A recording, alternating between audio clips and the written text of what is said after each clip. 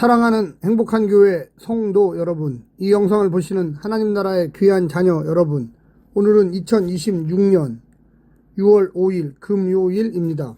오늘 매일 성경 본문에서는 바울은 시기와 분쟁에 빠진 고린도 교인들을 육신에 속한 어린아이에 비유합니다. 바울은 어린아이와 같은 그들이 따르는 아볼로와 자신은 마치 농부와 같이 심고 물을 주는 동역자일 뿐이라고 설명합니다.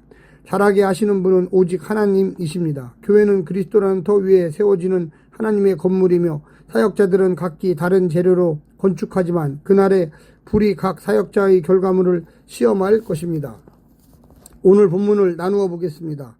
고린도 전서 3장 1절부터 4절 분열의 원인, 육신에 속한 미성숙, 5절부터 9절 사역자에 대한 이해, 하나님 중심, 10절부터 11절 교회의 기초 예수 그리스도, 12절부터 15절 종말론적 불심판. 오늘 본문 고린도 전서 3장 1절부터 15절 말씀을 듣고 다시 오겠습니다. 고린도 전서 3장. 형제들아, 내가 신령한 자들을 대함과 같이 너희에게 말할 수 없어서 육신에 속한 자 곧 그리스도 안에서 어린아이들을 대함과 같이 하노라. 내가 너희를 젖으로 먹이고 밥으로 아니하였노니 이는 너희가 감당하지 못하였음이거니와 지금도 못하리라. 너희는 아직도 육신에 속한 자로다. 너희 가운데 시기와 분쟁이 있으니 어찌 육신에 속하여 사람을 따라 행함이 아니리요. 어떤 이는 말하되 나는 바울에게라 하고 다른 이는 나는 아볼로에게라 하니 너희가 육의 사람이 아니리요. 그런즉 아볼로는 무엇이며 바울은 무엇이냐. 그들은 주께서 각각 주신 대로 너희로 하여금 믿게 한 사역자들이니라. 나는 심었고 아볼로는 물을 주었으되 오직 하나님께서 자라나게 하셨나니 그런즉 심는 이나 물 주는 이는 아무것도 아니로되 오직 자라게 하시는 이는 하나님뿐이니라. 심는 이와 물 주는 이는 한 가지이나 각각 자기가 일한 대로 자기의 상을 받으리라. 우리는 하나님의 동역자들이요 너희는 하나님의 밭이요 하나님의 집이니라. 내게 주신 하나님의 은혜를 따라 내가 지혜로운 건축자와 같이 터를 닦아두매 다른 이가 그 위에 세우나 그러나 각각 어떻게 그 위에 세울까를 조심할지니라.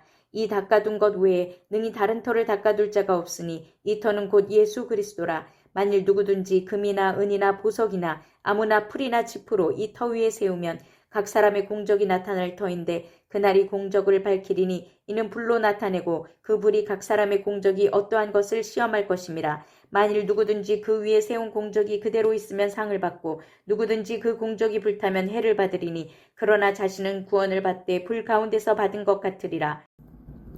바울은 고린도 교회를 그리스도 안에서 어린아이이자 육신에 속한 자로 부르며 그들이 교회를 세상적 경쟁의 장으로 만들었다고 책망하고 있습니다.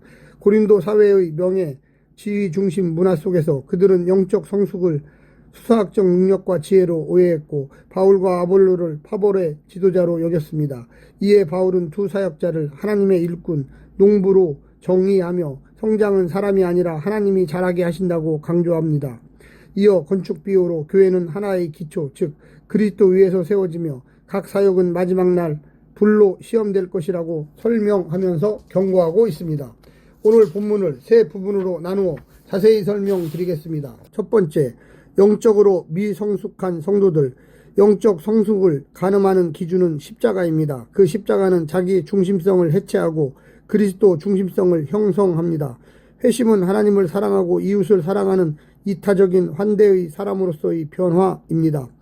그것이 육신에 속한 자에게서 신령한 자로의 변화의 핵심입니다.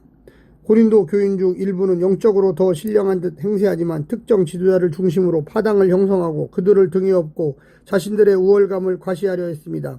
이런 형태는 그들이 영적으로 유아적 상태에 머물고 있음을 보여주었습니다. 사랑과 배려, 겸손과 섬김이 아닌 시기와 분쟁은 십자가와 가장 거리가 먼 이탈일 뿐입니다. 두 번째, 하나님의 동역자인 사역자들. 분쟁하는 교인들이 인간적으로 추앙하는 지도자들은 그들이 추종하라고 받은 것이 아니라 도리어 그들을 섬기라고 보내신 하나님의 종입니다. 서로 견주어 우열을 가질 대상이 아니라 각자 주께서 맡기신 역할을 감당하는 하나님의 동역자일 뿐입니다. 씨를 뿌리고 물을 주고 정성껏 가꾸는 등 제 아무리 탁월하고 많은 기여를 하더라도 그 수고를 의미 있고 가치 있는 것으로 만드시는 분, 즉 자라게 하시는 분은 하나님이시니 아무 사역자도 자랑할 수는 없습니다. 우리의 구원은 오직 십자가의 지혜와 능력의 결과이고 그래서 아무도 자랑할 수는 없습니다. 마지막 세 번째, 시험의 날을 맞이할 성도들. 바울이 고린도에 전한 복음은 예수님의 복음입니다. 십자가의 복음입니다. 그 기초에는 교회를 세워갈 때 그 내용과 방법 모두 반드시 십자가여야만 합니다.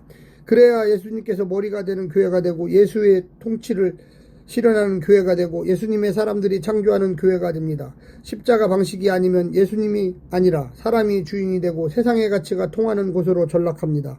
어떤 교회든지 어떻게 사역했든지 시험할 날이 올 것입니다. 심판날이 올 것입니다. 그날 십자가만 남을 것입니다. 성도든 지도자든 세상의 가치관을 뒤엎는 십자가의 원리를 따라 섬기고 베풀고 사랑했는지를 판단하실 것입니다. 성도 역시 십자가가 기준으로 사역자를 분별하고 그들도 십자가를 따라 살아야만 합니다.